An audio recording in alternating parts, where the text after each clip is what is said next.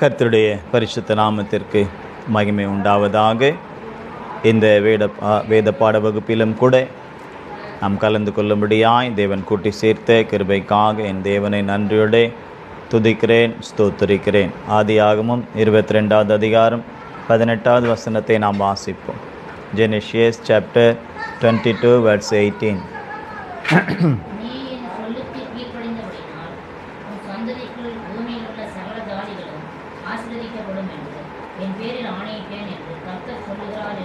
ஆமென். நீ என் சொல்லுக்கு கீழ்ப்படிந்தபடியினால் உன் சந்ததிக்குள் பூமியில் உள்ள சகல ஜாதிகளும் ஆசீர்வதிக்கப்படும் என்று என் பேரில் ஆணையிட்டேன் என்று கர்த்தர் சொல்லுகிறார் என்று தேவன் சொன்னதான நம்முடைய விசுவாசத்தின் தகப்பனாகிய ஆபிரகாமை பார்த்து சொன்னதான இந்த வார்த்தையை, இந்த வசனத்தை மையப்பொருளாய் கருப்பொருளாய் வைத்து தான் இந்த நாட்களிலே நாம் வேத பாடத்தை தியானிக்க பரிசுத்த ஆவியானவர் நம்மளை நடத்தி கொண்டு வருகிறார். அதாவது கீழ்ப்படிந்தால் எப்படிப்பட்ட ஆசீர்வாதம் உண்டு என்பதை, எப்படி கீழ்ப்படிய வேண்டும் என்பதை குறித்து இந்த நாட்களிலே அவர் அதிகமாய் நம்மோடு கூட இடைப்பட்டு கொண்டு வருகிறார். கடந்த வாரத்திற்கு முந்தின வாரம் யாருடைய கீழ்ப்படிதலை குறித்து நாம் பார்த்தோம்? ஞாபகம் இருக்கா?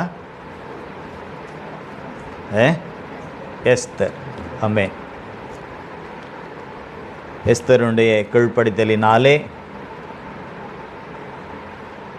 யாருக்கெல்லாம் எப்படியெல்லாம் நன்மை உண்டானது என்பதை குறித்து, எப்படிப்பட்ட ஆசீர்வாதத்தை எஸ்தரும் பெற்றுக்கொண்டால் எஸ்தர் மூலமாய் மற்றவர்களும் எப்படிப்பட்ட ஆசீர்வாதத்தை சுதந்திரித்து கொண்டார்கள் என்பதை குறித்து நாம் கடந்த நாட்களிலே நாம் தியானித்தோம்.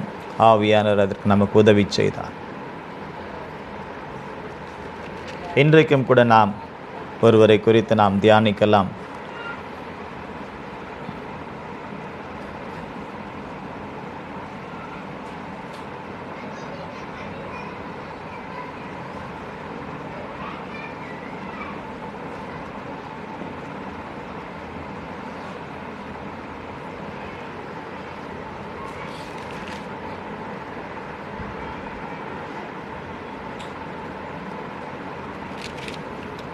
ரூத்தின் புஸ்தகம்.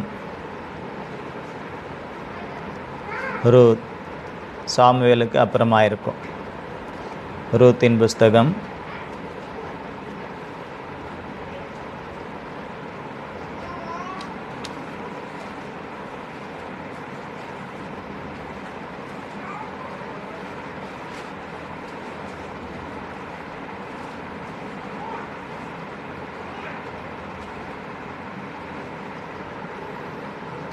3வது அதிகாரம்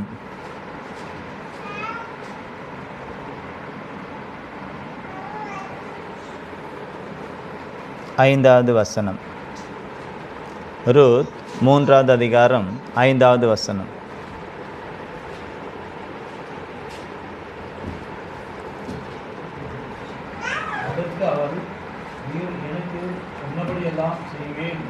ஆமென்.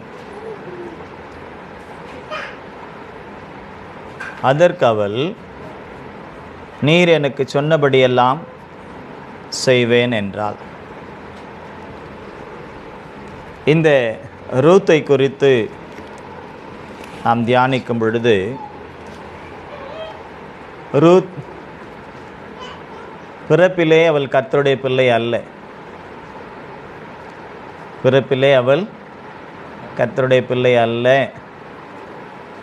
பார்க்க போனால் பிறப்பிலே கர்த்தரால் கர்த்தருடைய சபைக்கு உட்படக்கூடாது. 10ஆம் தலைமுறையிலும் கூட அவர்கள் கர்த்தருடைய சபைக்கு வரக்கூடாது என்றதான ஒரு சாபத்தை பெற்ற ஒரு சந்ததியிலே பிறந்தவள் தான் ரூத். அவள் இஸ்ரவேல் தேசத்தால் அல்ல, அவள் மோவாப் தேசத்தினுடைய மோவாபிய ஸ்திரீ. ஏன் அந்த ஜாதியை கர்த்தர் தன்னுடைய சபைக்கு உட்படக்கூடாது, வரக்கூடாது என்று சொன்னார் என்று பார்த்தால், இஸ்ரவேல் ஜனங்கள் வனாந்தரத்திலே வரும் பொழுது அவர்கள் இஸ்ரவேல் ஜனங்களை எதிர்க்கும்படியாகவும் அவர்களுக்கு தீமை செய்யும்படியாகவும் அவர்களை சபிக்கும்படியாகவும் அந்த மோவாப் தேசத்தினுடைய ராஜா அவன் கிரியை செய்தான். அதனால் அவர்கள் கர்த்தருடைய சபைக்கும் கர்த்தருடைய பிள்ளைகளுக்கும் அவர்களுக்கும் சம்பந்தம் இல்லை என்று மனுஷனல்ல கர்த்தரே சொல்லும்படியான கர்த்தரால் தள்ளப்பட்ட ஒரு சந்ததியாய்த்தான் அது காணப்படுகிறது, ஒரு தேசமாய்த்தான் அது காணப்பட்டது. அப்படி இருந்த ஒரு சந்ததியிலே, அப்படி இருந்ததான ஒரு சந்ததியிலே பிறந்த ரூத் எப்படி ஆசீர்வாதத்தை பெற்றுக்கொள்ள முடியும்? மனுஷர்கள் சபித்தால் கூட அந்த சாபத்தில் இருந்து நாம் என்ன செய்யலாம்? வெளியே வந்துடலாம், கர்த்தர் உதவி செய்வார். ஆனால் கர்த்தரே சபித்தால், கர்த்தரே ஆகாதவர்கள் என்று தள்ளினால், கர்த்தரே வேண்டாம் என்று வெறுத்தவர்களை தள்ளினால் யார் அப்படிப்பட்ட அந்த காரியத்தை மாற்ற முடியும்? யாராலும் மாற்ற முடியாது. ஆனால் அப்படிப்பட்ட கர்த்தரே வேண்டாம் என்று வெறுத்து தள்ளிய ஒதுக்கிய அப்படிப்பட்ட ஒரு சந்ததியில் இருந்து ஒரு ஸ்திரீயானவள் தேவனுடைய சபைக்கு மாத்திரம் உட்பட்டவளாக அல்ல, மாம்சத்திலே வெளிப்பட்ட தேவன் இயேசு கிறிஸ்துவே அவளுடைய வழியிலே பிறக்கும்படியாக ஒரு பெரிய ஆசீர்வாதத்தை தர்மையான சகோதரி சுதந்திரித்து கொண்டாள் என்றால் அதற்கு என்ன காரணமாக இருக்கும்? அதுக்கு என்ன காரணமாக இருக்கும் சொல்லுங்க பார்க்கலாம். ரூத்தினுடைய புஸ்தகம் ரொம்ப பெரிய புஸ்தகம் இல்லை. எத்தனை அதிகாரம் இருக்குது அதில்? 4 4 அதிகாரம் தான் இருக்குது. எல்லாரும் படிக்க வேண்டிய ஒரு புத்தகம், குறிப்பாக ஸ்திரீகள். வேதத்தில் 2 ஸ்திரீகளை வைத்து தான் 2 புத்தகம் இருக்கிறது. யார் யார் அது? ஆமாம், போன வாரத்துக்கு முந்தின வாரம் பார்த்த எஸ்தரும் இன்னொன்று ரூத். அப்போ பாருங்கள், இவங்களுடைய 2 பேருடைய வாழ்க்கையிலும் எந்த அளவுக்கு அவர்கள் கர்த்தரோடு அல்லது கர்த்தருடைய காரியங்களோடு அவர்கள் இணைக்கப்பட்டிருந்தால் இந்த பரிசுத்த வேத புத்தகத்திலே அவர்களை குறித்து அவர்கள் பெயரிலே ஒரு புத்தகம் வரக்கூடிய அளவிற்கு தேவன் அவர்களை ஆசீர்வதித்திருப்பார். அப்படி தேவன் அவர்களை ஆசீர்வதிக்கக்கூடிய அளவிற்கு, அவருடைய பெயரை உயர்த்தக்கூடிய அளவிற்கு அவர்கள் செய்தது என்ன? அதை தான் நாம் கவனிக்க வேண்டும்.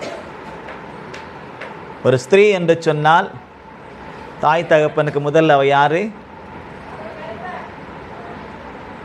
தாய் தகப்பனுக்கு யார் அவன்? முதல்ல மகள். கணவனுக்கு யாரு? மனைவி. கல்யாணம் ஆச்சுன்னா, கல்யாணம் ஆகாம இல்லை. கல்யாணம் ஆனதுக்கப்புறம் கணவனுக்கு அவள் மனைவி. அதுக்கப்புறம் வீட்டில் உள்ள அந்த கணவனுடைய தாய்க்கு மருமகள் இல்லையா? அதுக்கப்புறம் இன்னும் நிறைய உறவு முறைகள் எல்லாம் வரும்.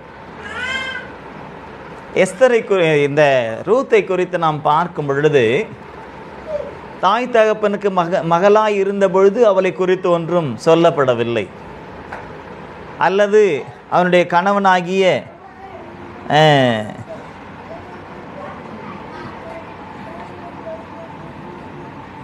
மக்லோன், அவனுடைய கணவன் பெயர் மக்லோன். அந்த மக்லோன் என்ற யூதனுக்கு இவள் மனைவியான பொழுதும் பெருமையாய் பேசுவதற்கு ஒன்றும் இல்லை. பெருமையாய் பேசுவதற்கு ஒன்றும் இல்லை. தேவனுடைய நாமம் மகிமைப்படுவதற்கும் ஒன்றும் இல்லை. ஆனால்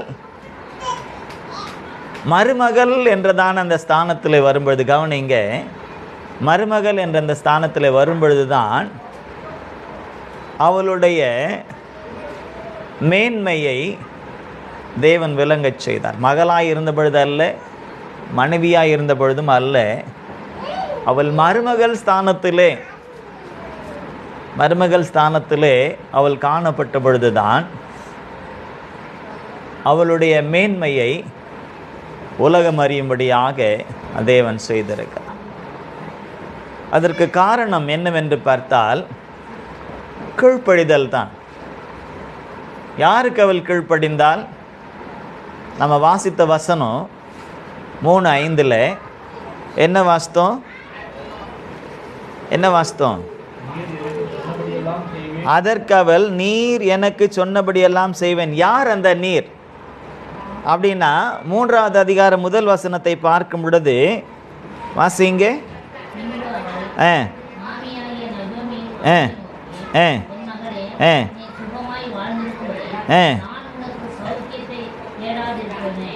தேடாது இருப்பேனோ. அப்போ யார் யாரோடு பேசுகிறது? அவளுடைய மாமியாகிய, மாமியார்னு சொன்னா தான் யாருன்னு கேட்க வேண்டிய சூழ்நிலை வரும். அதனால இங்க மாமியார்னு சொல்லப்படல, மாமின்னு சொல்லப்பட்டிருக்கிறது. சாமின்னு சொன்னா பிரச்சனை இல்லை, சாமி யாருன்னு கேட்டால் தான் அங்கே பிரச்சனை. அந்த மாதிரி மாமின்னு சொன்னா பிரச்சனை இல்லை, மாமி யாருன்னு சொன்னாதான் பிரச்சனை. இங்கே மாமி தன்னுடைய மருமகளுக்கு சொல்லக்கூடியதை பாருங்களேன். கவனிங்க, தயவு செஞ்சு இங்கே கவனிங்க. பிள்ளைங்களை விட்டுருங்க. பிள்ளைங்களை நீங்கள் கவனிச்சுக்கிட்டே இருந்தீங்கன்னா அப்புறம் உங்களுக்கு நான் கர்த்தர் சொல்லி கொடுக்குற இந்த வேத பாடமே வேஸ்ட்டாக போயிடும். அவங்க வேலையை பார்க்கட்டும், நம்ம வேலையை பார்ப்போம்.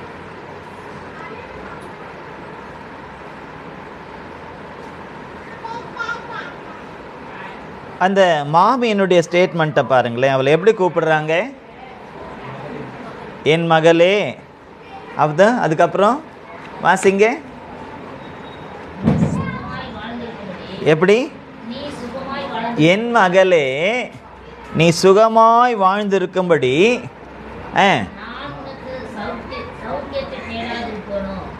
ஆமென். அம்மா சொல்லலை. யார் சொல்லலை? மகளை பார்த்து அம்மா சொல்லலை. மாமி மருமகளை பார்த்து சொல்றாங்க. மருமகளன்னு சொல்லலாங்க, என் மகளே, என் மகளே அப்படின்னு ஆரம்பிச்சு அவங்க சொல்லக்கூடிய காரியம், நீ சுகமாய் வாழ்ந்திருக்கும்படி. ஒரு மாமியாருடைய ஸ்டேட்மெண்ட். மருமகளுக்காக அவங்க செய்யக்கூடியதான காரியத்தை பாருங்க. என் மகளே என்று அழைத்து, நீ சுகமாய் வாழ்ந்திருக்கும்படி நான் உனக்கு சௌக்கியத்தை தேடாதிருப்பேனோ அப்படின்னு அவங்களுக்குள்ளே ஒரு கான்வர்சேஷன் நடக்குது. சில விஷயங்கள் மாமியார் மருமகள் என்ன செய்கிறாங்க? பேசுகிறாங்க, அழகாக பேசுகிறாங்க.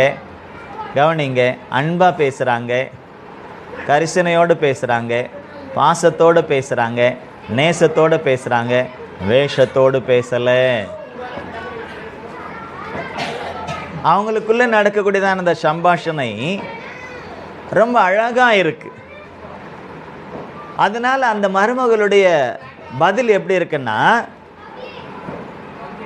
நீர் எனக்கு சொன்னபடியெல்லாம் செய்வேன் என்றாள். நீர் என்ன வார்த்தை அது? நீர் என்றது நல்ல வார்த்தையா, மரியாதை குறைவான வார்த்தையா? மரியாதை வார்த்தை தானே. நீங்க, நீர், அவர். ஆனால் பெரும்பாலும் மாமியார் என்ன சொல்லுவாங்க? மருமக அது கிடக்குது, அந்த கிழவிக்கு வேறு வேலையே இல்லை இல்லை, அவங்க அப்படித்தான். அது அவங்கன்னு கூட சொல்லுவாங்க. சில பேர் அது இதுன்னே பேசுவாங்க. எப்படி அது இதுன்னு எது சொல்லுவோம் நாம?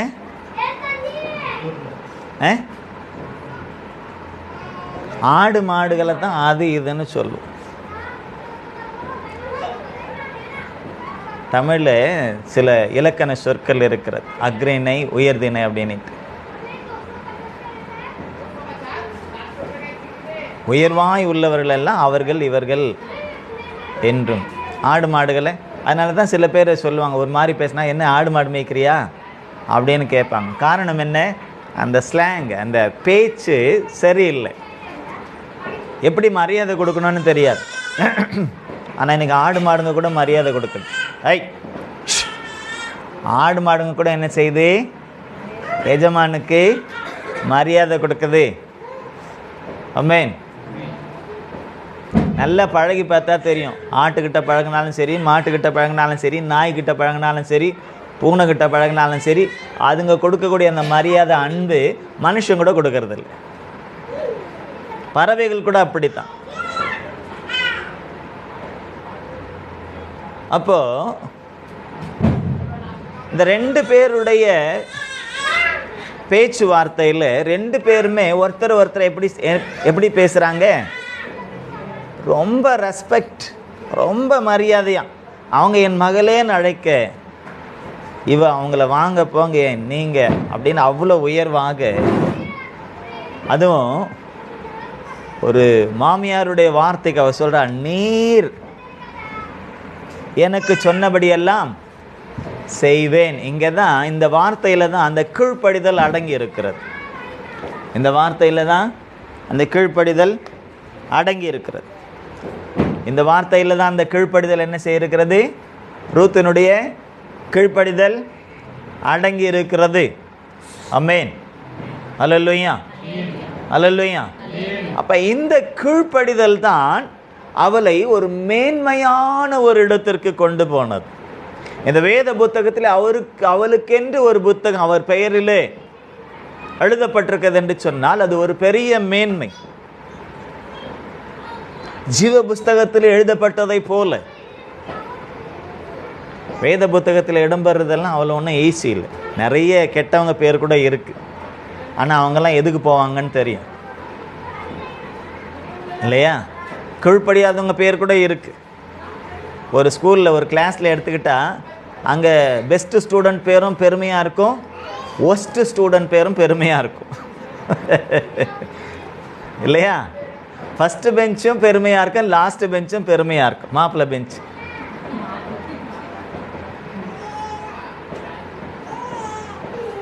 என்ன வித்தியாசம்னு பார்த்தா இவங்க நல்லவங்களா இருப்பாங்க, அவங்க எப்படி இருப்பாங்க? கொஞ்சம் குறும்பு பண்ணுறவங்களா, சொல் பேச்சு கீழ்ப்படியாதவங்களா, டீச்சரையே பரியாசம் பண்ணுறவங்களா. அப்போல்லாம் கொஞ்சம் டீச்சரை பரியாசம் பண்ணுவாங்க, இப்போல்லாம் கத்தியே காட்டுறாங்க.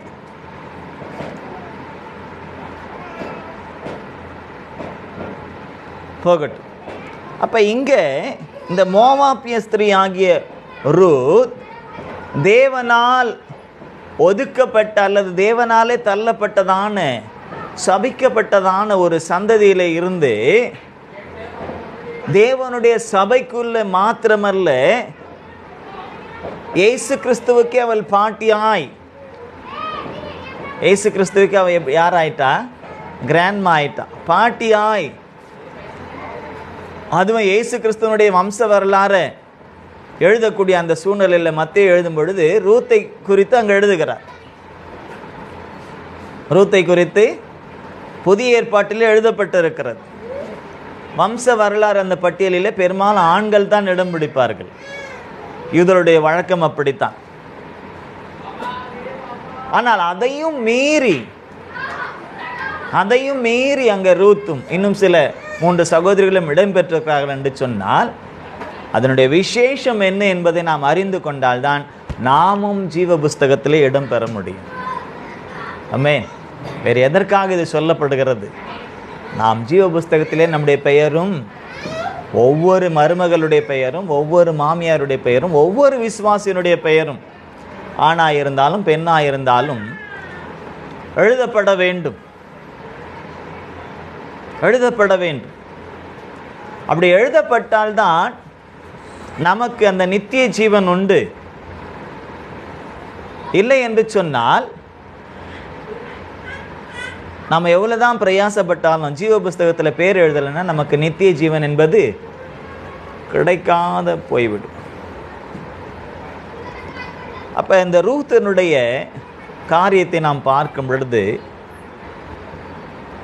மகளாய் இருந்த பொழுது விசேஷம் ஒன்றும் சொல்லப்படவில்லை, மனைவியாய் இருந்த பொழுதும் அவளுடைய விசேஷம் ஒன்றும் சொல்லப்படவில்லை. ஆனால் இப்பொழுது மருமகளாய், அதுவும் எப்படிப்பட்ட மருமகளாய்? ஒரு விதவையான ஒரு மருமகள். விதவையாய் இருந்த பொழுதும் கூட அவளுடைய விசேஷம் சொல்லப்படலை. ஆனால் கணவன் இல்லாத சூழ்நிலையிலும் கூட, எப்படி கவனிங்க, கணவன் இல்லாத சூழ்நிலையிலும் கூட மாமியினுடைய வார்த்தைக்கு கீழ்ப்படுகிறாள் என்றால் எவ்வளவு விசேஷம். புருஷன் இருக்கும் போதே நிறைய பேர் கீழ்ப்படிய மாட்டாங்க. ஆனால் புருஷன் இல்லாத பொழுது, புருஷன் இல்லாத பொழுது நீங்கள் சொல்கிறபடியெல்லாம் நான் செய்வேன்னு சொல்கிற ஒரு மருமகள் வேதத்திலும் இடம் பெற்றால், ஏசு கிறிஸ்துவனுடைய வம்ச அட்டையிலும் இடம் பெற்றால், ஏசு கிறிஸ்துவுக்கு பாட்டியாகவும் மாறிவிட்டார். ஆமென், அல்லேலூயா. இப்போ இதில் நமக்கு தெரிய வேண்டியது ஒன்றே ஒன்று தான். கீழ்ப்படிதல் என்பது நம்முடைய கேரக்டர் அப்பப்போ மாறும். எப்படி மாறும்னா, ஒரே ஒரு பெண் என்று எடுத்துக்கொண்டால், ஏன்னா பெண்ணை பற்றி தான் பேசுகிறோம், என்ன பெண்ணை பற்றியே பேசுகிறோங்க, ஆம்பளை பற்றி பேசலன்னு இங்கே பெண்ணை பற்றி தான் பேசுகிறோம். அதனால் பெண், அவள் ஒரு பெண் மகளாய் இல்லையா முதலே, அதுக்கப்புறம் எப்படி போகிறா, மனைவியாய், அதுக்கப்புறம் அவர் ஒரு மருமகளாய், அதுக்கப்புறம் ஒரு மாமியாரும் மாறுவா. மாறுறாளா? இப்போ ஜெயந்தி சிஸ்டர் இருக்கிறாங்க, அவங்க மகளாக இருந்திருக்காங்க, மனைவியாக இருந்திருக்காங்க, இப்போ மாமியாராகவும் இருக்கீங்களா இல்லையா? மருமகனுக்கு மாமியாராக இருக்கீங்க, இனிமேல் மருமக வரும், அவளுக்கும் மாமியாராக தான் இருப்பீங்க. ஆனால் மாமியாராக இருக்காதீங்க, மாமியாக மட்டும் இருங்க, அதுதான் விசேஷம். ஆனால் மகளாக இருக்கும்போது அப்பாவுக்கு அவள் செல்ல மகள் தான். அம்மாவுடைய அப்பாவுக்கு அவன் எப்படிப்பட்டவ தான்? செல்ல மகள் தான். சிலது தான் விதி விலக்கு, அம்மாவை பிடிச்சிக்கோ. அதே போல் பிள்ளைகள், ஆண் பிள்ளைகளும் அம்மாவுக்கு தான் செல்ல பிள்ளைகள், அப்பாவுக்கு ஜாஸ்தி இல்லை. சிலது விதி விலக்கு.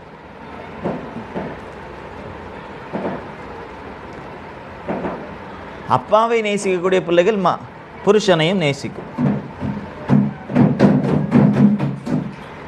அப்பாவை நேசிக்கக்கூடிய பிள்ளைகள் புருஷனையும் நேசிக்கும். ஆனால் எது வரலன்றது தான் கஷ்டம். எவ்வளோ நாளைக்குன்றது தான் அதில் சில மாறுதல்கள் ஏற்படுகிறது.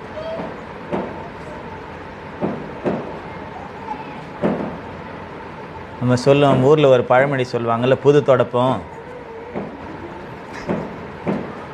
தேய தேய ஆரம்பத்தில் நல்லா தான் இருக்கும், ரொம்ப வளைய வேண்டி இருக்காது, ஸ்மூத்தாக இருக்கிற மாதிரி இருக்கும்.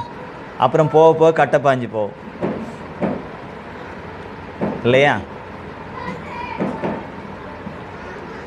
அப்போது மகளாக இருக்கும்போது அவருடைய சுவாபம் வேறு, மனைவியாக இருக்கும்போது அவளுடைய சுவாபம் வேறு. ஒரு பிள்ளைக்கு தாயாய் இருக்கும் பொழுது அவருடைய சுவாபம் வேறு. ஒரே பெண் தான். கணவனுக்கு மனைவியாக இருக்கும்போது, பிள்ளைக்கு தாயாக இருக்கும்போது ரெண்டு பேருக்கும் பார்த்தா ஒரே மாதிரி இருக்க மாட்டான், வித்தியாசமாகும். அதே மருமகளுக்கு மாமியாராக இருக்கும்போது அவளுடைய ஒரே தான் மாறிக்கிட்டே இருக்கும். குணங்கள் ஒரே வீட்டில் ஒரு தாய் அவள் மனைவியாக, அப்பா அவளுக்கு மகளாக, மருமக இருந்தால் மருமகளுக்கு மாமியாராக செயல்படக்கூடிய விதத்தை பார்த்தா நமக்கே ரொம்ப சங்கடமாக இருக்கும். இது என்ன பிள்ளைகிட்ட ஒரு மாதிரி இருக்கா, புருஷங்கிட்ட ஒரு மாதிரி இருக்கா? பிள்ளை சோறு கேட்டா வாப்பா உட்காரு.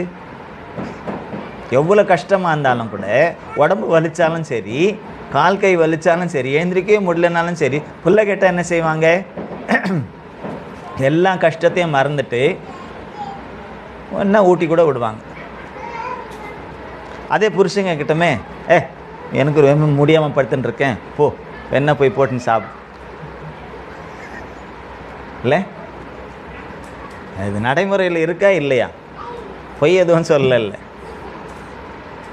இதே ஆரம்பத்தில் புருஷனை தாங்குன்னு தாங்கி இருப்பாங்க. அதுதான் உண்மைன்னு நினச்சிடக்கூடாது. போவ எல்லாம் மாறிப்போம். இப்படி தாங்குறாங்களேன்னு நினச்சிடக்கூடாது. ஏன்னா அது போட்டு வாங்குறது. தாங்குன்னு தாங்கி அங்கே உள்ளே இருக்கிறதெல்லாம் வாங்கி வச்சுக்கிட்டு அதுக்கப்புறமா எல்லாத்தையும் என்ன செய்வாங்க, ஒன்று ஒன்றா வெளியே எடுத்து 70 mm ரயிலில் ஓட்டுற மாதிரி ஓட்டி காட்டுவாங்க.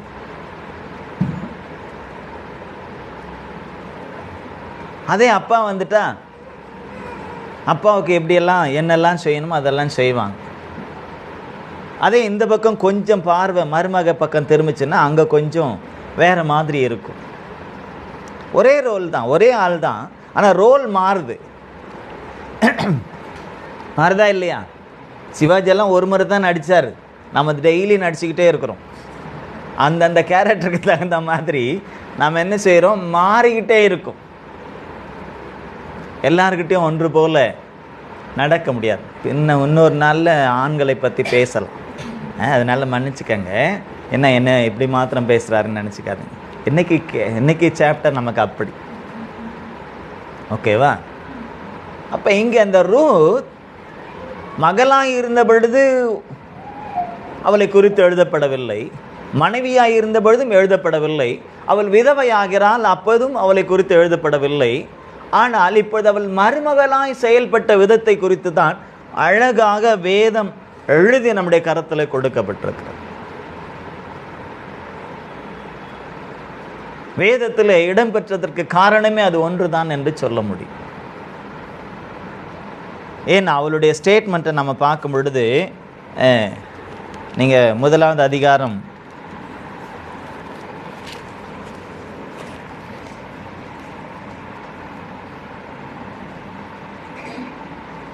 16-17 வாசிங்க.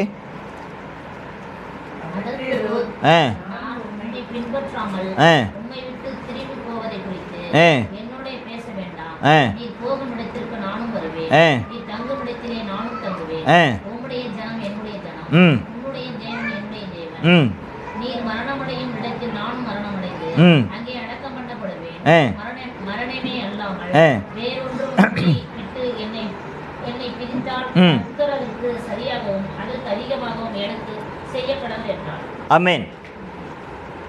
என்ன பாருங்க, இங்கே ஒரு மருமகளுடைய ஸ்டேட்மெண்ட்டை பாருங்கள். மாமி சொல்கிறா, அங்கேயும் மாமி நல்லவளாக தான் இருக்கா, நல்லதாக தான் நினைக்கிறான்.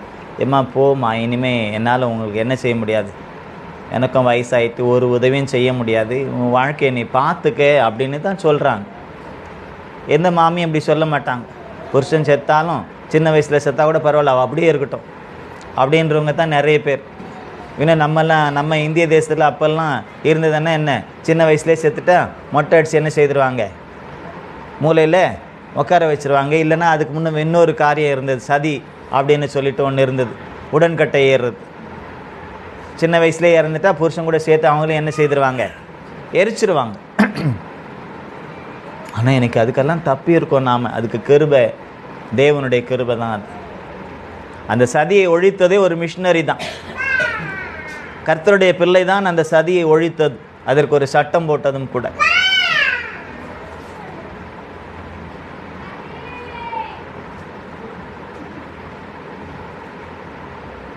இதெல்லாம் இன்றைக்கு இந்திய தேசத்தில் உள்ளவங்க மறந்துட்டு அல்லது மறக்கடிக்கப்பட்டு, சிலருடைய நயவஞ்சகமான பேச்சினாலே மறக்கடிக்கப்பட்டு இன்றைக்கு தேர்தலெல்லாம் சந்திக்கிறாங்க. உண்மையிலேயே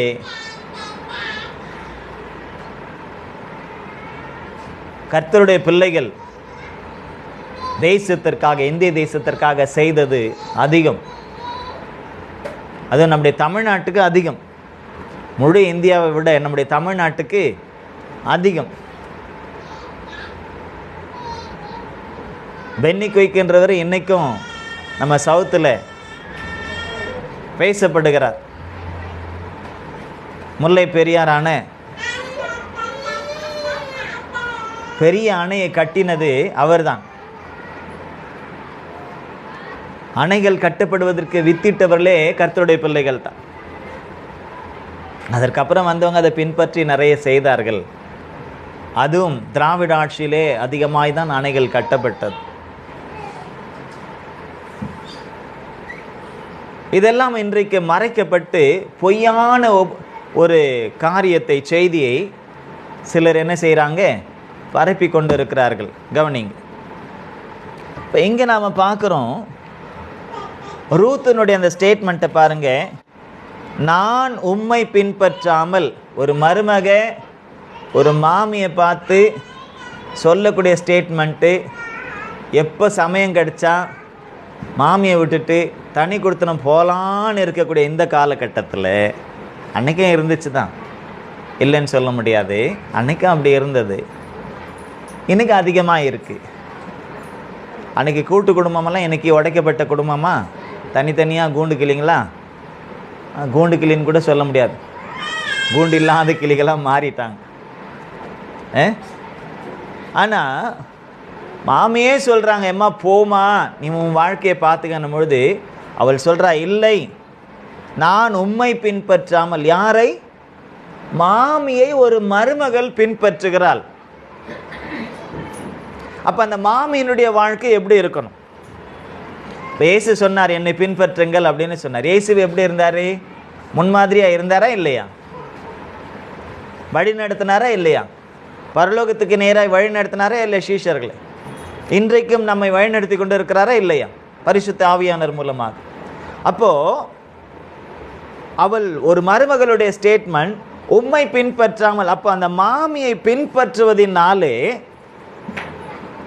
பின்பற்றுவதினாலே ஒரு ஆசீர்வாதம் இருக்கிறது என்பதை மருமகள் தெரிந்து கொண்டால், அப்படி தெரிந்து கொள்ளக்கூடிய அளவிற்கு மாமியினுடைய நடக்கை அங்கே இருந்தது.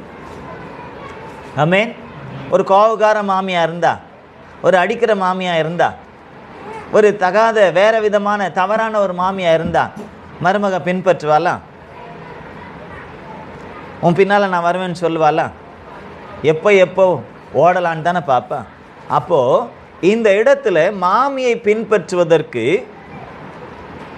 இந்த மருமகள் தயாராக இருந்தான்னா, அந்த மாமியும் கூட பின்பற்றுவதற்கு ஏற்ற ஒரு நல்ல கேரக்டரை உருவாக்கி அந்த நகோமி அம்மா வைத்திருந்தாங்க.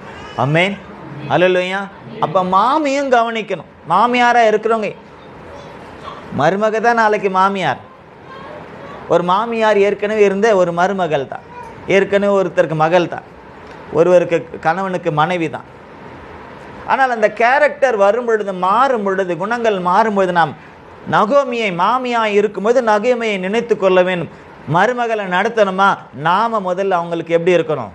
முன்மாதிரியாக இருக்கணும். இப்போ அந்த நகோமி புருஷனை ஓயாமல் திட்டிக்கிட்டு,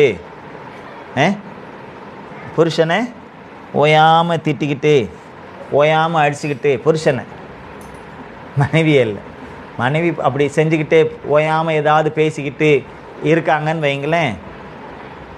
அப்போ ரூத்தை என்ன செய்வா? பரவாயில்லையே, மாமி எப்படி இருக்கும்போது நம்மளும் என்ன செய்யலாம்? மகனை. ஆனால் மகனை சொல்லும்போது மாமி கோவம் வரல, அம்மா கோவம் வரல, வருமா வராதா? நாளைக்கு சந்ததி காலைக்கு ஒரு மருமக வரும்பொழுது பார்த்துக்கலாம் அப்படின்றா.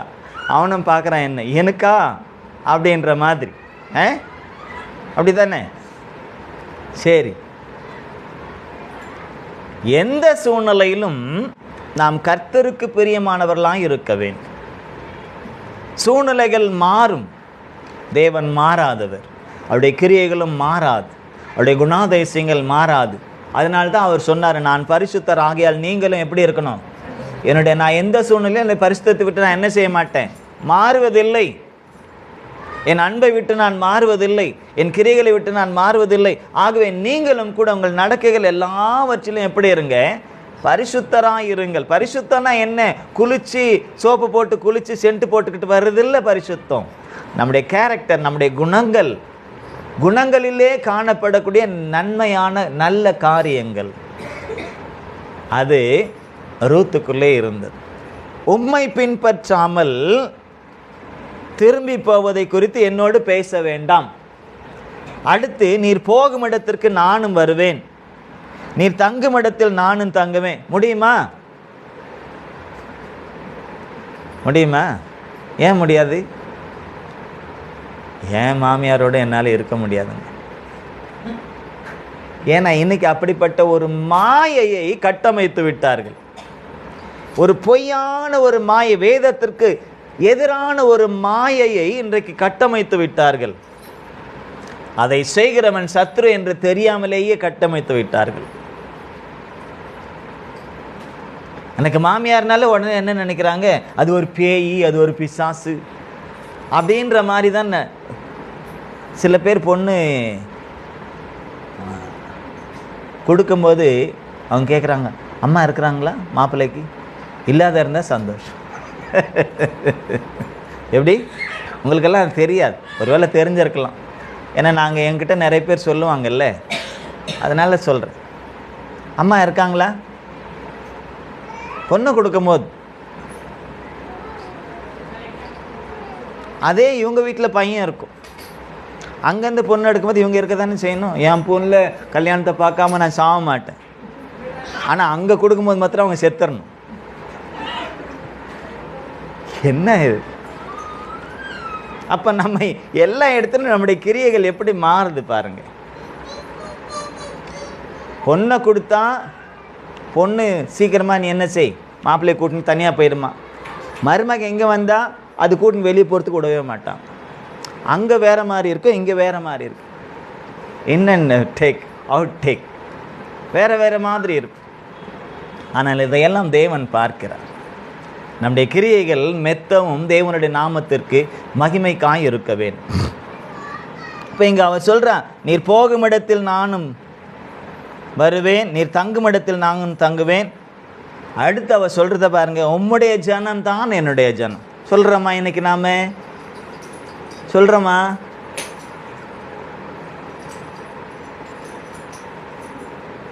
பேரம்பேத்தி எடுத்த பிற்பாடு கூட, தள்ளாத வயசு 75 வயசு ஆகி போச்சு, பேரம்பேத்தி எடுத்ததுக்கு அப்புறம் கூட சொல்கிறாங்க, உங்கள் வீட்டில் வந்து நான் என்னத்தை கண்டேன், எங்கள் வீடு இப்போவும் என் வீடு, எங்கள் அம்மா வீடு, என் தாய் வீடுன்னு சொல்கிறவங்க இன்னும் இருக்கிறாங்க. அப்போ என்ன ஆச்சு?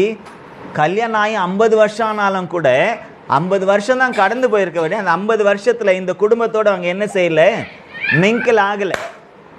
இந்த குடும்பத்தோட மிங்கிள் ஆகலை, ஒட்டலை. புருஷன் குடும்பத்தோட ஒட்டலை. ஏன் நிறைய பேர் புருஷனோடவே ஒட்டுறதில்லை, புருஷனை பார்த்தா யாரையும் விரோதியை பார்க்குற மாதிரி இருக்கு.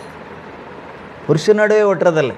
அடுத்தவங்க ஆம்பளைங்கிட்ட பேச சொன்னால் மணிக்கணக்கில் பேசுவாங்க, புருஷங்கிட்ட பேசினா மூஞ்சி திருப்பிட்டு போயிடுவாங்க. தவறாக சொல்கிறேன்னு நினைக்காதீங்க, நடைமுறையில் எனக்கு அப்படி தான் இருக்கு.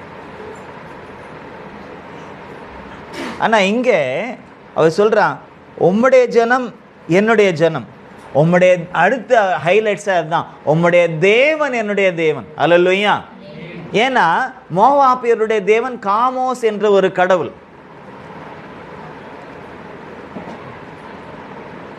அப்போ டோட்டலா இங்கே அவளுடைய வாழ்க்கையினுடைய உச்சத்தினுடைய மேன்மைக்கு காரணமே உம்முடைய தேவன் தான் என்னுடைய தேவன். அப்படின்னா நம்முடைய தேவனுடைய பாதையிலே நகோமி சரியாய் நடந்ததினாலே அந்த தேவனுடைய பிள்ளைகள் இப்படிதான் இருப்பார்கள். ஆகவே நாமும் அவர்கள் பின்னால் போனால் அந்த தேவன் நம்மையும் நன்றாக வைத்திருப்பார் என்றதான அந்த விசுவாசத்தை காண்பிக்க வேண்டியவள் மாமியார், அந்த விசுவாசத்தை பின்பற்ற வேண்டியவள் மருமகள்.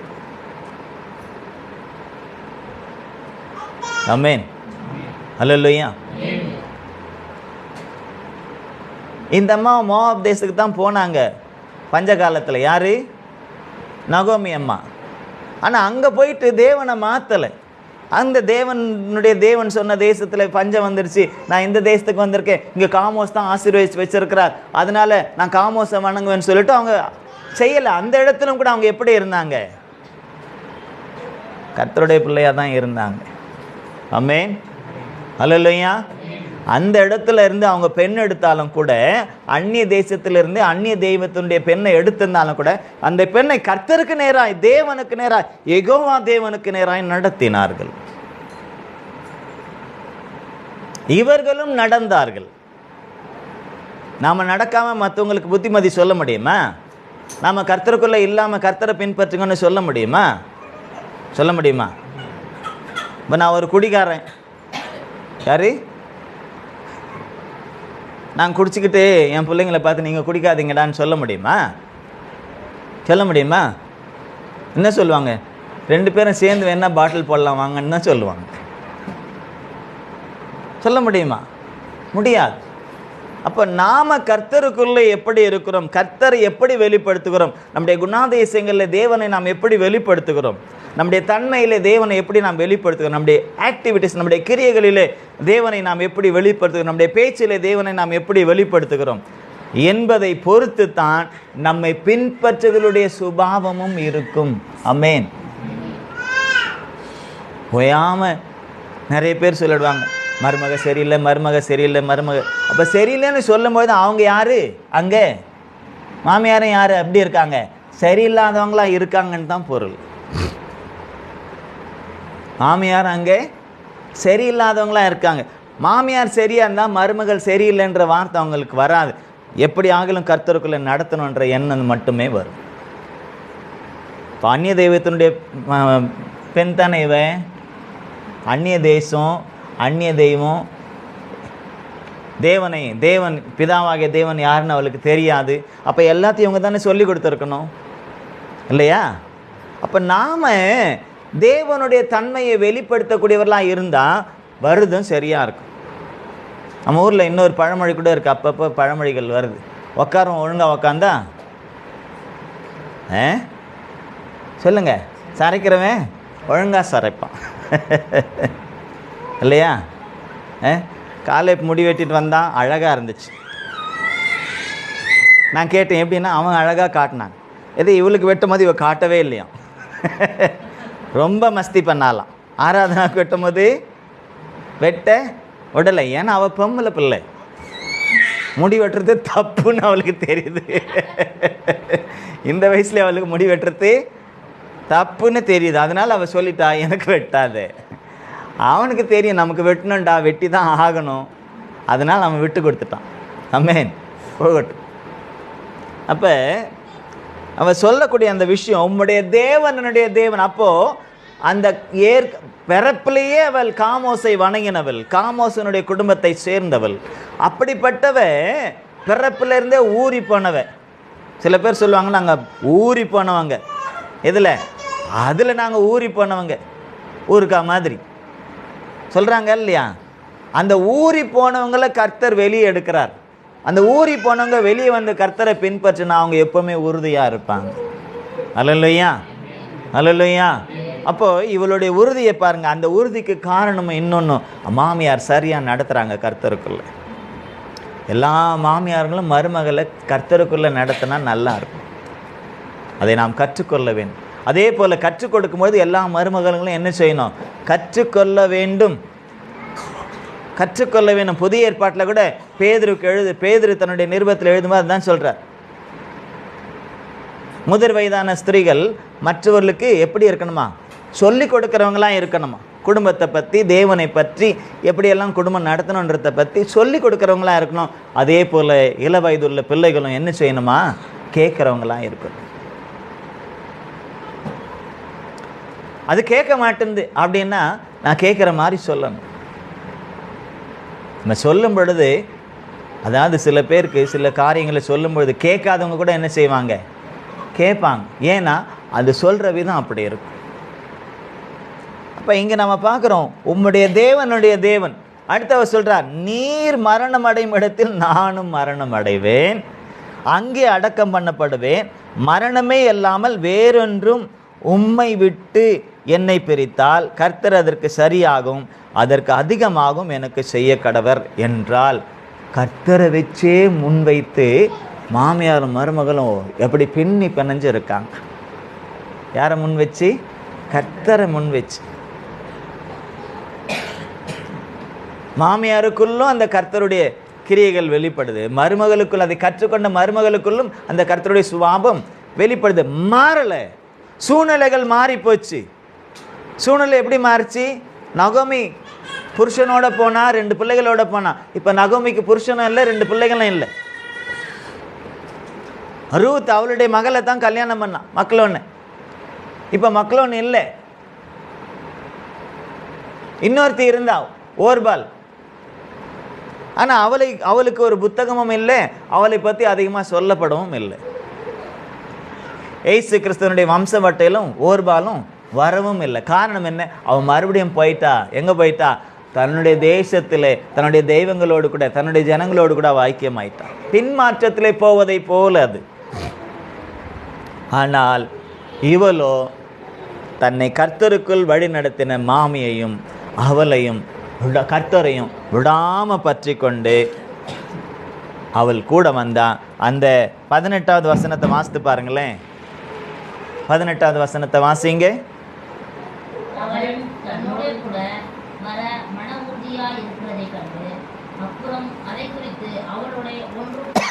ஆமென்.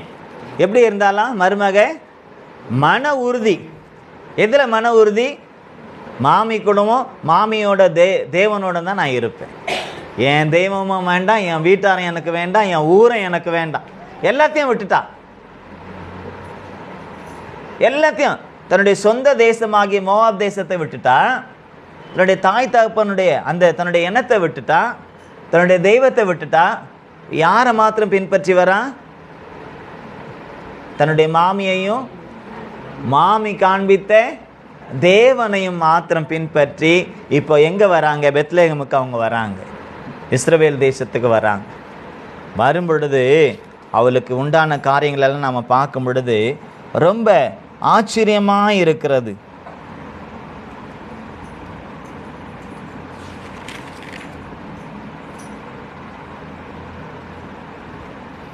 ஆ 2:11 வாசிங்க.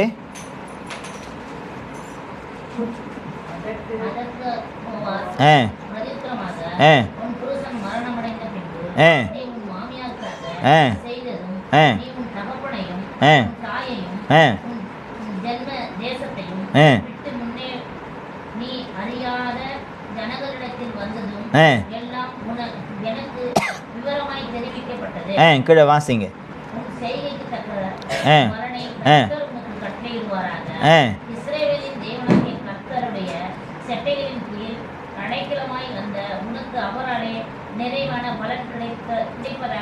ஆமென். பாருங்க, ஒரு பெரிய அந்த தேசத்துல பெத்லெகேமுக்கு வரான், இஸ்ரவேல் தேசத்துக்கு வரான். அவளுடைய சாட்சியை குறித்து அவ சொல்லல, மற்றவங்க சொல்றாங்க. அல்லேலூயா. யாருடைய சாட்சி? மருமகளுடைய சாட்சி. இன்னொரு தேசத்திலிருந்து போறான், வேற தேசத்தான் அறியாத தேசத்துக்கு போறான். அப்பதான் முத போறான். ஆனால் போகும்போது அவருடைய சாட்சியம் கூட போகுது. போகும்போது என்ன போகுது? சாட்சியம் கூட போகுது. என்ன சாட்சி அது? உன் புருஷன் மரணம் அடைந்த பின்பு நீ உன் மாமியாருக்காக செய்ததும், நீ உன் தகப்பனையும் உன் தாயையும் உன் ஜென்ம தேசத்தையும் விட்டு முன்னே நீ அறியாத ஜனங்களிடத்தில் வந்ததும் எல்லாம் எனக்கு விவரமாய் தெரிவிக்கப்பட்டது. வரும்பொழுது ரொம்ப பெரிய ஆசீர்வாதத்தோடலாம் வரல. அவங்க மோவாப் தேசத்துலேருந்து பெத்லெகேமுக்கு வரும்பொழுது, இஸ்ரவேல் தேசத்துக்கு வரும்பொழுது பெரிய வண்டி கட்டிக்கிட்டு அப்படியெல்லாம் வரல. எல்லாரும் பார்க்கக்கூடிய அளவுக்கு அப்படி ஒன்றும் வரல, சாதாரணமாக தான் வராங்க. ஆனால் அவங்க சாட்சி மாத்திரம் பெருசாக இருக்கு. அல்லேலூயா. வேற எதையும் பார்க்கல. பொண்ணு என்ன எடுத்துகிட்டு வந்தா, எவ்வளோ எடுத்துகிட்டு வந்தா, எவ்வளோ நகை எடுத்துகிட்டு வந்தா, அதில் எவ்வளோ உண்மையான தங்கம் எவ்வளோ நக்கிலி, கொஞ்சம் தேய்ச்சி பார்க்கலாமா, உரைச்சி பார்க்கலாமா, நீ நடக்குதா இல்லையா? அதெல்லாம் பார்க்கல.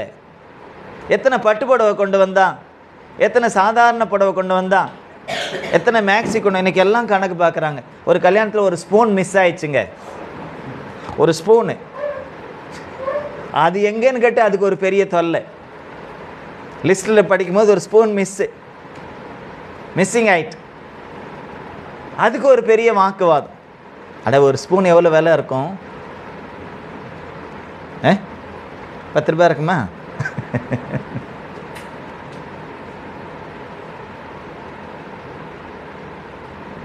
பெட்டு நாங்கள் சொன்ன மாதிரி இல்லையே பெட்டு. நாங்கள் இலவ மஞ்சள் எல்லாம் பெட்டு வாங்க சொன்னோம், நீங்கள் என்ன ஸ்பாஞ்சில் பெட்டு வாங்கியிருக்கீங்க?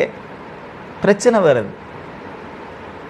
ஆனால் இங்கே அதெல்லாம் சாட்சியாக போகலை. சில பேர் கல்யாண மண்டபத்திலே கொண்டு வந்து நிறுத்திடுவாங்க, இப்போ நாங்கள் எவ்வளோ சீர் கொடுத்துருக்கோம் பாருங்கள் அப்படின்ட்டு.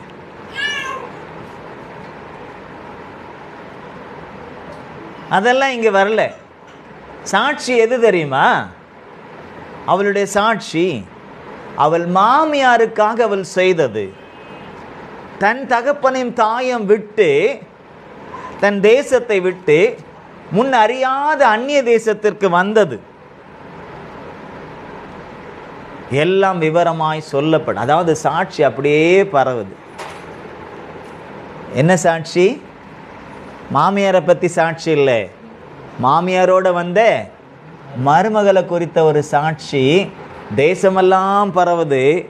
ஐயோ, நகோமி கூட வந்திருக்கிற அவன் மருமக எப்படி தெரியுமா, அவன் மருமக எப்படி தெரியுமா, என்ன எப்படி மோசமானவெல்லாம்? அட நீ வேற, மோசமானவ இல்லை, அவள் ரொம்ப நல்லவனா, அப்படிப்பட்ட நல்லவன்.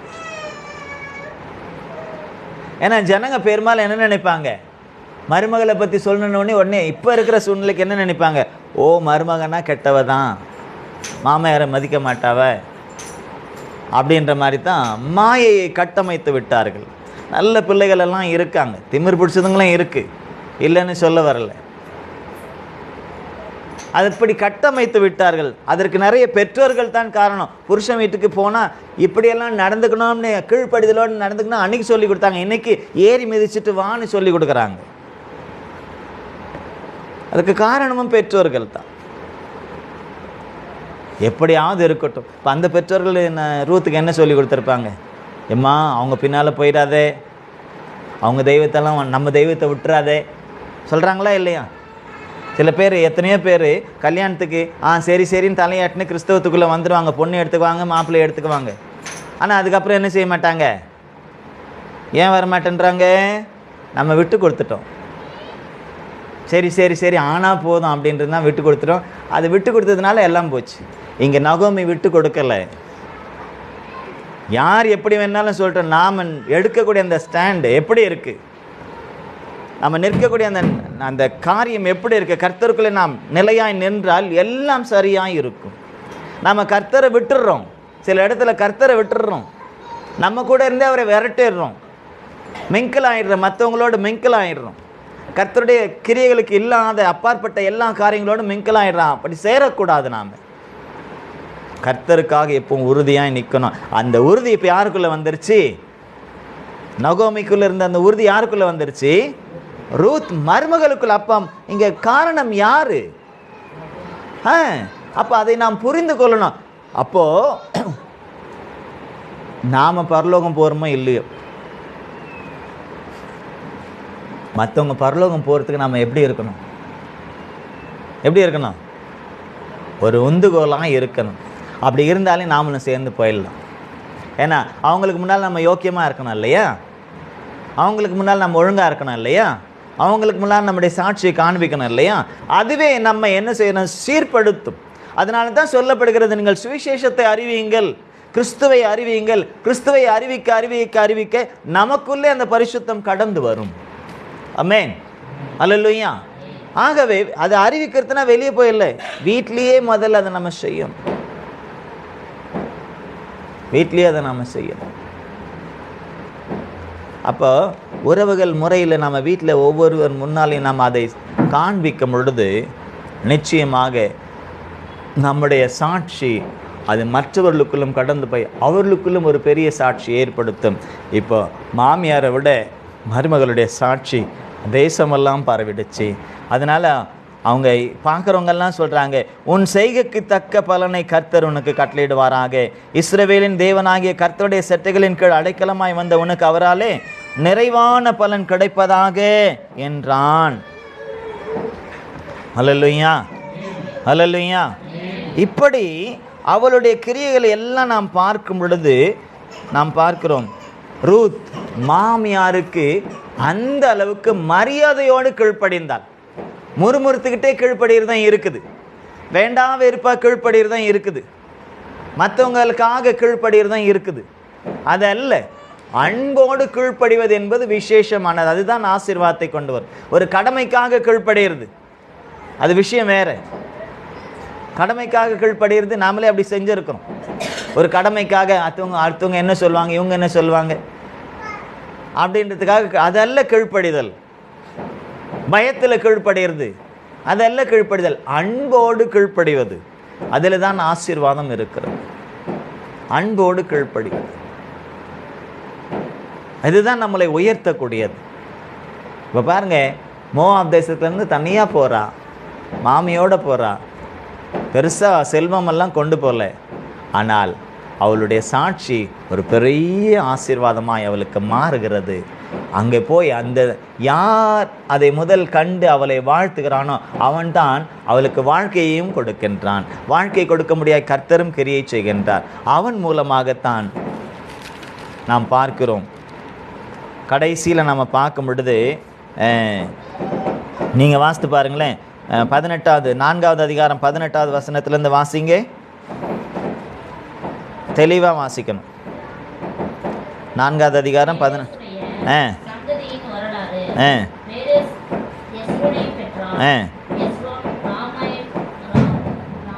ராமை பெற்றான், அமினதாபை பெற்றான், நகசோனை பெற்றான்,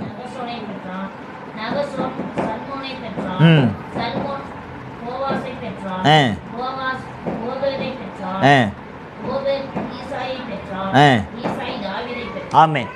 பாருங்க, ரூத்துக்கு வாழ்க்கை கொடுத்தவன் யார் தெரியுமா? போவாஸ்.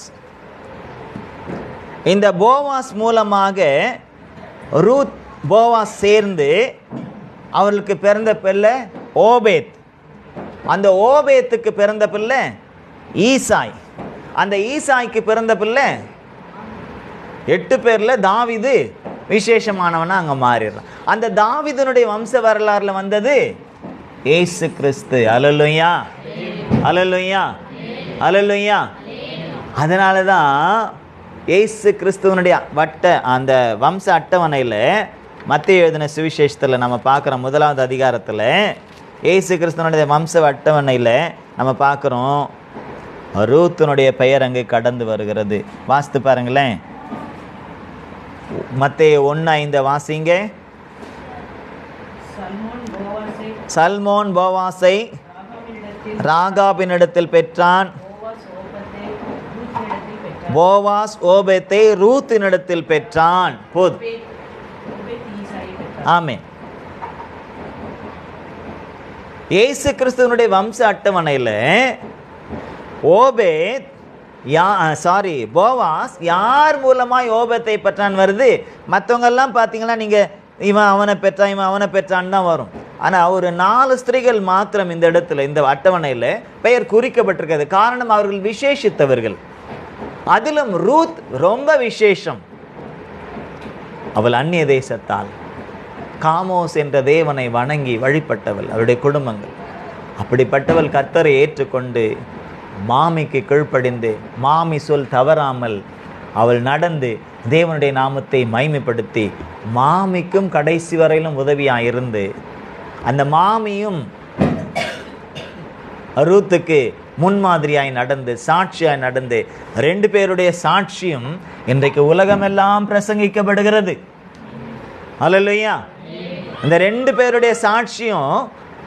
ஒரு இடத்துல இல்லை. இன்னைக்கு உலகமெல்லாம் இருக்கு. இன்னைக்கு நமக்கு பைபிள் ஸ்டடி ஆகும், கர்த்தருடைய ஆவியார் நமக்கு சொல்லி கொடுத்துக்கிட்டு இருக்கார்.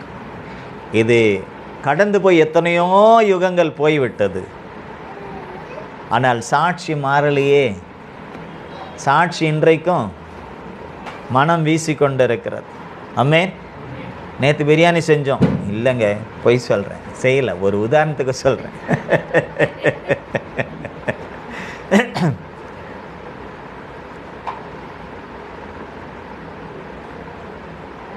இருக்கிறவரில் வாசனையாக இருக்கும். எல்லாம் கழுவி முடிச்சுட்டு கவுத்ததுக்கப்புறம் என்ன வராது? வாசனை வராது. நேற்று பிரியாணி வாசனை இன்னைக்கு வருது? இல்லை, நம்ம சாப்பிடல. இல்லை, ஒரு உதாரணத்துக்கு சொல்கிறேன், வராது. ஆனால் இங்கே பாருங்க, இவங்க சாட்சி அன்றைக்கு கொடுக்கப்பட்ட சாட்சி இன்றைக்கு வரையிலும் அது மனம் வீசி கொண்டு இருக்கிறது. யுகங்கள் கடந்து போய்விட்டது.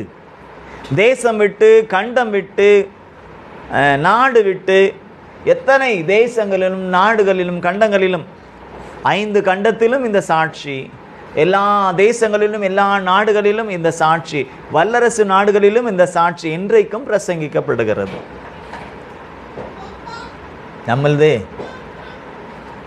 நம்மளதே வீட்லேயே சில நேரத்தில் நாறுது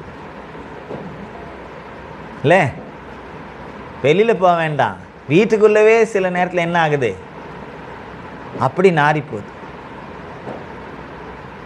நம்முடைய சாட்சி யாராக இருந்தால் நம்முடைய கேரக்டர் மாறணும். அதாவது நம்முடைய அந்த ஸ்டேட்டஸ் மாறும் பொழுது, மகனா, மகளா, மனைவியா, தாயா, மருமகளா, மாமியா, அத்தையா, நாத்தனாரா, மைனியா, குழந்தையாலா, இன்னும் நிறைய இருக்குது இல்லையா? போய்கிட்டே இருக்கு இல்லையா? பேத்தியா, நிறைய போய்கிட்டே இருக்கு இல்லையா?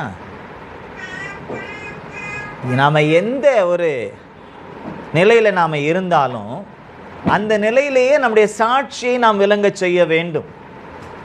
இங்கே பாருங்க, ரூத்தை பற்றி மாத்திரம்தான் இன்னைக்கு நம்ம அவருடைய கீழ்ப்படிதலை பற்றி மட்டும்தான் நம்ம சிந்திக்க வேண்டியது. ஆனால் நகோமியை விட முடியுதா? விட முடியுமா? நகோமி இல்லாமல் ரூத்தை சிந்திக்க முடியுமா? ரூத் இல்லாமல் நகோமியை சிந்திக்க முடியுமா? அப்படி பின்னி பிணைந்து இருக்கிறது அந்த சாட்சிகள், பின்னி பிணைந்து இருக்கிறது. இது எப்படி முடியும்? கர்த்தருக்குள்ள இருந்தால் முடியும். ஆமென். கர்த்தருக்குள்ள உண்மையாக இருக்கணும். ஏதோ கொஞ்ச நாளைக்கு இருந்துட்டு கொஞ்ச நாளைக்கு போகிறது இல்லை, எப்பவும் இருக்கணும். வீட்டில் இருந்தாலும் இருக்கணும், ரோட்டில் இருந்தாலும் இருக்கணும், அந்நிய தேசத்தில் இருந்தாலும் இருக்கணும், அந்நிய தெய்வங்களை வணங்குறவர்கள் மத்தியில் இருந்தாலும் அங்கேயும் இருக்கணும். எங்கே போனாலும் நாமலா கர்த்தருடைய பிள்ளைகளாக இருக்கணும். சூழ்நிலைகள் பஞ்சகாலமாக இருந்தாலும் சரி, நல்ல ஆசீர்வாதம் இருக்கக்கூடிய காலமாக இருந்தாலும் சரி, எல்லாம் ஒன்று போல இருக்கணும். ஆமென். எல்லாம் ஒன்று போல இருக்கணும். அப்படி இருந்தால்தான் நம்முடைய சாட்சி நம்முடைய பின் சந்ததிக்கும், ஏன் தேசத்தின் எல்லா மூலைக்கும் கூட அது கடந்து போகும். அதை செய்கிறவர் கர்த்தர். நம்ம சாட்சி நல்ல சாட்சியாக இருந்துச்சுன்னா தேசமெல்லாம் பரவும், எல்லா இடத்துலையும் பரவும். ஆமென். அல்லேலூயா. அப்போ ரூத்தினிடத்தில் இருந்த அந்த கீழ்ப்படிதல் அவளை உயர்த்தினது. எந்த அளவுக்கு உயர்த்தினது என்றால், உன்னதத்தின் அளவிற்கு உயர்த்தினது. இயேசு கிறிஸ்துவுக்கே அவள் பாட்டியாய் அவருடைய வம்ச அட்டவணையிலே பெயர் எழுதப்படத்தக்க அளவிற்கு ஒரு மேன்மையை அவள் பெற்றாள் என்றால், அதற்கு காரணம் அவள் கர்த்தருக்குள் கீழ்ப்படிந்தது, கர்த்தரை விடாமல் பற்றி கொண்டது. நாம் எத்தனை வருஷம் விசுவாசியாக இருக்கிறோன்றது முக்கியம் இல்லை, எவ்வளோ கர்த்தருக்குள்ளே இருக்கிறோன்றது தான் முக்கியம். கர்த்தருடைய வார்த்தைக்கும் வசனத்திற்கும் அவருடைய செய்கைகளுக்கும் கிரியைகளுக்கும் அவருடைய குணாதிசயங்களுக்கு எந்த அளவுக்கு நாம் ஒத்து இருக்கிறோம் என்பது தான் முக்கியம். அது சாட்சியா அல்லது துர்சாட்சியா, நற்சாட்சியா அல்லது துர்சாட்சியா என்பதை நாம் என்ன செய்யணும்? ஒன்றும் இல்லை, கவனிக்க வேண்டும். அது எப்படிப்பட்ட சாட்சி? ரூத்தையும் நகோமியும் நாம் பார்க்கும் பொழுது அந்த சாட்சி நற்சாட்சியாக இருக்கிறது. இன்றைக்கு நாம் ரூத்தை தான், நகோமிக்கென்று ஒரு புத்தகம் இல்லை, ஆனால் ரூத்துக்கென்று புத்தகம் இருக்கிறது. அதற்கு காரணம் நகோமியாவும் இருக்கிறது. நகோமியினுடைய கேரக்டரும் அதற்கு ஒத்து இருக்கிறது. அதனால்தான் அந்த ரூத்தின் புத்தகத்திலே நகோமியும் இணைக்கப்பட்டிருக்கிறார்கள்.